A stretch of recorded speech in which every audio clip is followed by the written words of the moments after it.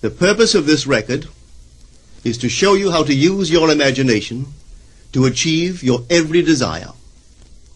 Most men are totally unaware of the creative power of imagination and invariably bow before the dictates of facts and accept life on the basis of the world without. But when you discover this creative power within yourself, you will boldly assert the supremacy of imagination and put all things in subjection to it. When the man speaks of God in man, he is totally unaware that this power called God in man is man's imagination. This is the creative power in man. There is nothing under heaven that is not plastic as potter's clay to the touch of the shaping spirit of imagination. Once a man said to me, "You know, Neville, I love to listen to you talk about imagination. But as I do so, I invariably touch the chair with my fingers and push my feet into the rug, just to keep my sense of the reality and the profundity of things." Well, undoubtedly he is still touching the chair with his fingers and pushing his feet into the rug.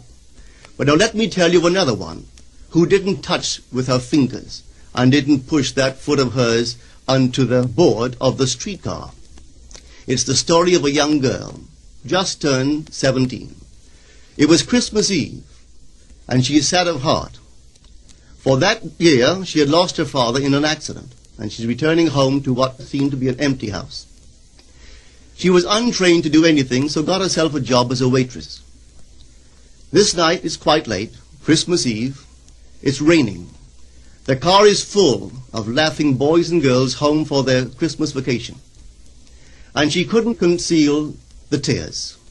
Luckily for her, as I said, it was raining. So she stuck her face into the heavens to mingle her tears with rain. And then, holding the rail of the streetcar, this is what she did. She said, "This is not rain, but this is spray from the ocean. And this is not the salt of tears that I taste, but this is the salt of the sea in the wind. And this is not San Diego. This is a ship, and I'm coming into the Bay of Samoa." And there she felt the reality of all that she had imagined. Then came the end of the journey, and all are out. 10 days later, this girl received a letter from a firm in Chicago saying that her aunt, several years before, when she sailed for Europe, deposited with them $3,000 with instructions that if she did not return to America, this money should be paid to her niece. They had just received information of the aunt's death and were now acting upon her instructions. 1 month later, this girl sailed for Samoa. As she came into the bay, it was late that night, and there was salt of the sea in the wind. It wasn't raining, but there was spray in the air, and she actually felt what she felt 1 month before, only this time she had realized her objective. Now this whole record is technique. I want to show you today how to put your wonderful imagination right into the feeling of your wish fulfilled, and let it remain there and fall asleep in that state. And I promise you from my own experience, you will realize the state in which you sleep if you could actually feel yourself right into the situation of your fulfilled desire and continue therein until you fall asleep. As you feel yourself right into it, remain in it until you give it all the tones of reality, until you give it all the sensory vividness of reality. As you do it, in that state, quietly fall into sleep. And in a way you will never know, you could never consciously devise the means that will be employed, you will find yourself moving across a series of events leading you towards the objective realization of this state. Now here is a practical technique. The first thing you do, you must know exactly what you want in this world.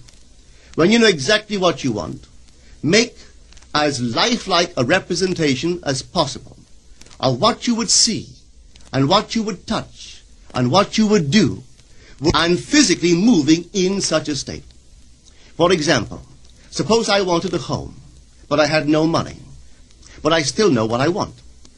without taking anything into consideration, I would make as lifelike a representation of the home that I would like, with all the things in it that I would want. And then, this night, as I would go to bed, I would, in a state, a drowsy, sleepy state, the state that borders upon sleep, I would imagine that I am actually in such a house, that were I to step off the bed, I would step upon the floor of that house. Were I to leave this room, I would enter the room that is adjacent to my imagined room in that house. And while I am touching the furniture and feeling it to be solidly real, and while I am moving from one room to the other in my imaginary house, I would go sound asleep in that state. And I know that in a way I could not consciously devise, I would realize my house. I have seen it work time and time again. If I wanted promotion in my business, I would ask myself what additional responsibilities would be mine were I to be given this great promotion. What would I do? What would I say? What would I see? How would I act? And then in my imagination, I would begin to see and touch and do and act as I would outwardly see and touch and act were I in that position. If I now desired the mate of my life, were I now in search of some wonderful girl or some wonderful man, what would I actually find myself doing that would imply that I have found my state? For instance, suppose now I was a lady. One thing I would definitely do, I would wear a wedding ring. I would take my imaginary hands, and I would feel the ring that I would imagine to be there. And I would keep on feeling it until it seemed to me to be solidly real. I would give it all the sensory vividness I am capable of giving anything. And while I am feeling my imaginary ring, which implies I am married, I would sleep. This story is told us in the Song of Songs, or the Song of Solomon. It is said, "At night on my bed, I sought him whom my soul loveth. I found him whom my soul loveth, and I would not let him go, until I brought him into my mother's house, right into the chamber of her that conceived me." If I would take that beautiful poem and put it into modern English, into practical language, it would be this. While sitting in my chair, I would feel myself right into the situation of my fulfilled desire. And having felt myself into that state, I would not let it go. I would keep that mood alive, and in that mood I would sleep. That is, taking it right into my mother's chamber, into the chamber of her that conceived me. You know, people are totally unaware of this fantastic power of the imagination. But when man begins to discover this power within him, he never plays the part that he formerly played. He doesn't turn back and become just the reflective life. From here on in, he is the affecter of life. The secret of it is to center your imagination in the feeling of the wish fulfilled and remain therein.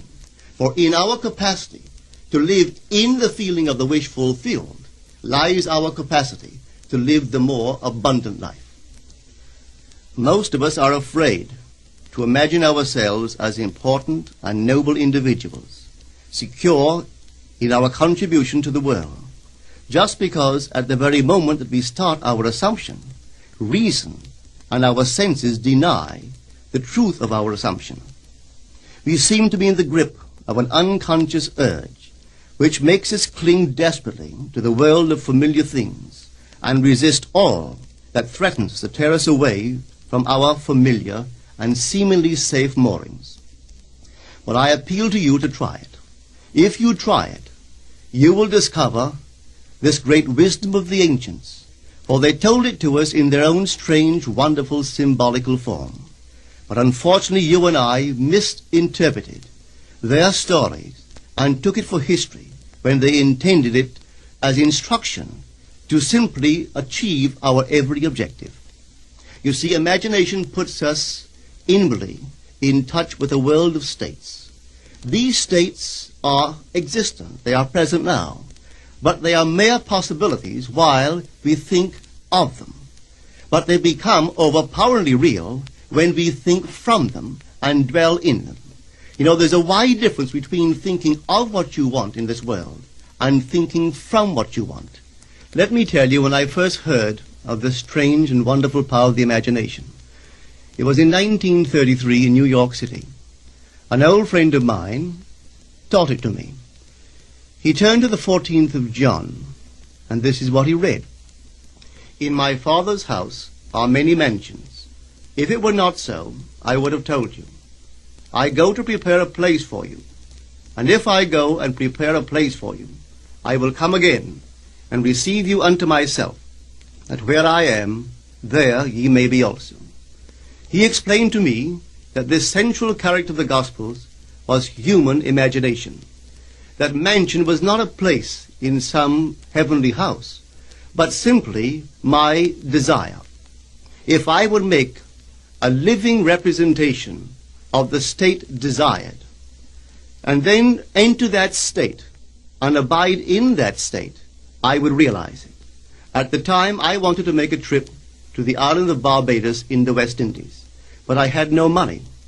He explained to me that if I would that night, as I slept in New York City, assume that I was sleeping in my earthly father's house in Barbados, and go sound asleep in that state, that I would realize my trip. Well, I took him at his word and tried it. For 1 month, night after night, as I fell asleep, I assumed I was sleeping in my father's home in Barbados. At the end of my month, an invitation from my family came, inviting me to spend the winter in Barbados. I sailed for Barbados the early part of December of that year. From then on, I knew I had found this Savior in myself. The old man told me that it would never fail. Even after it happened, I could hardly believe that it would not have happened anyway. That's how strange this whole thing is. On reflection, it happens so naturally. You begin to feel or to tell yourself, well, it would have happened anyway. And you quickly recover from this wonderful experience of yours. It never failed me if I would give the mood, the imagined mood, sensory vividness. I could tell you unnumbered case histories to show you how it works. But in essence, it's simple. You simply know what you want. When you know what you want, you're thinking of it. That is not enough. You must now begin to think from it. Well, how could I think from it? I am sitting here, and I desire to be elsewhere. How could I, while sitting here physically, put myself in imagination at a point in space removed from this room and make that real to me? Quite easily. My imagination puts me in touch inwardly with that state. I imagine that I am actually where I desire to be. Now, can I tell that I am there? There is only one way to prove that I am there. For what a man sees when he describes his world is as he describes it relative to himself. So what the world looks like depends entirely upon where I stand when I make my observation. So if, as I describe my world, it is related to that point in space I imagine that I am occupying, then I must be there. I am not there physically, no, but I am there in my imagination, and my imagination is my real self. And where I go in imagination and make it real, there I shall go in the flesh also. When in that state I fall asleep, it is done.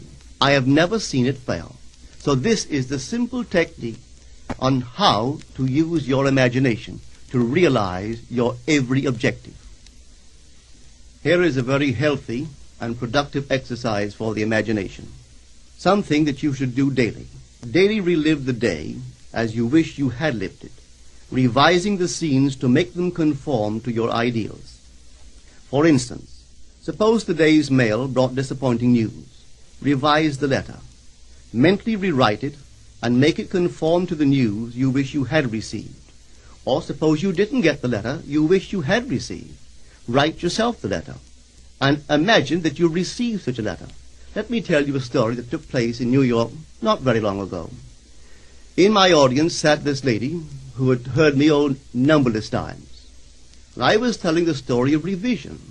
That man, not knowing the power of imagination, He goes to sleep at the end of his day, tired and exhausted, accepting as final all the events of the day. And I was trying to show that man should, at that moment, before he sleeps, he should rewrite the entire day and make it conform to the day he wished he had experienced.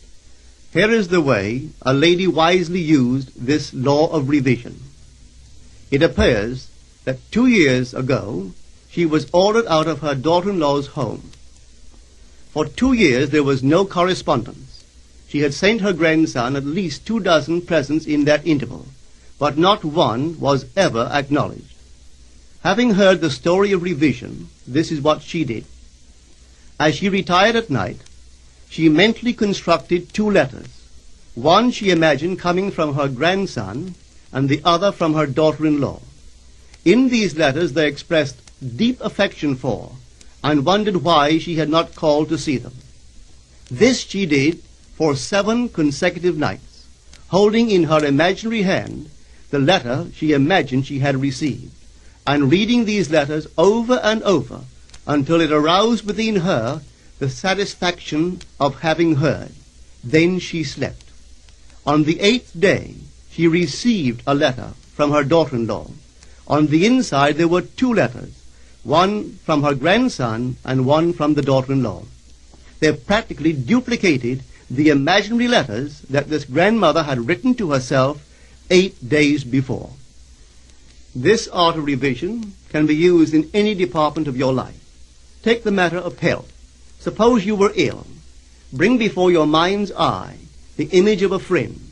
Put upon that face an expression which implies that he or she sees in you that which you want the whole world to see.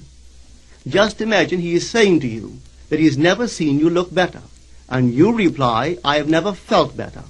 Suppose your foot was injured. Then do this. Construct mentally a drama which implies that you are walking, that you're doing all the things that you would do if the foot was normal, and do it over and over and over until it takes on the tones of reality. Whenever you do in your imagination that which you would like to do in the outer world, that you will do in the outer world. The one requisite is to arouse your attention in a way and to such intensity that you become wholly absorbed in the revised action. You will experience an expansion and refinement of the senses by this imaginative exercise, and eventually achieve vision in the inner world. The abundant life promised us is ours to enjoy now, but not until we have the sense of the Creator as our imagination can we experience it. Persistent imagination, centered in the feeling of the wish fulfilled, is the secret of all successful operations. This alone is the means of fulfilling the intention. Every stage of man's progress is made by the conscious, voluntary exercise of the imagination. Then you will understand why all poets have stressed the importance of controlled, vivid imagination. Listen to this one by the great William Blake. In your own bosom you bear your heaven and earth, and all you behold, though it appears without, it is within, in your imagination, of which this world of mortality is but a shadow. Try it, and you too will prove that your imagination is the Creator.